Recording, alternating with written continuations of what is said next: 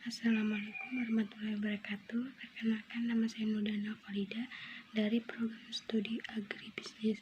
Saya di sini akan mempresentasikan tugas Pancasila yang bertemakan hubungan Pancasila sebagai sistem etika. Pancasila sebagai sistem etika.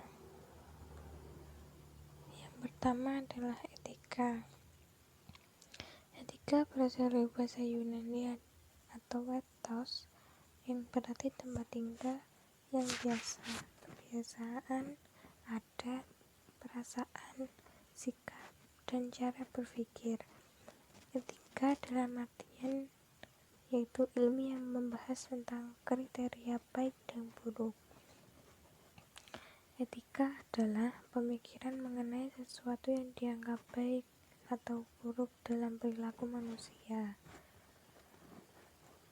Yang kedua, Pancasila sebagai sistem etika.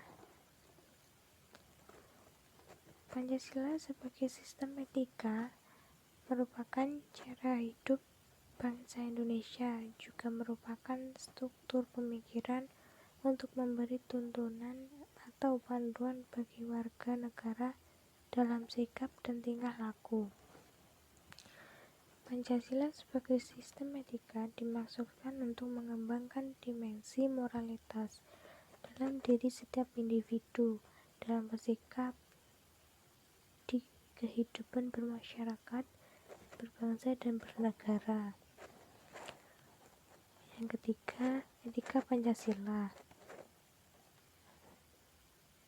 Etika Pancasila tidak memposisikan secara berbeda atau bertentangan. Etika berdasarkan pada kewajiban, tujuan tindakan dan pengembangan karakter moral, melainkan merangkum aliran-aliran tersebut. Etika Pancasila adalah etika yang mendasarkan penilaian baik dan buruk pada nilai-nilai Pancasila, yaitu nilai ketuhanan, kemanusiaan, persatuan, kerakyatan, dan keadilan. Yang keempat, urgensi Pancasila sebagai sistem etika.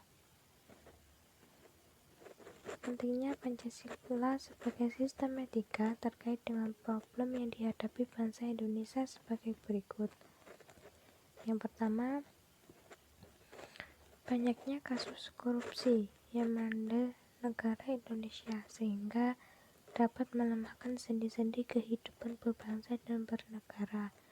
Yang kedua, masih terjadinya aksi terorisme yang mengutamakan agama sehingga dapat merusak semangat toleransi dalam kehidupan antara umat beragama dan meluluhlantakkan semangat persatuan dan mengancam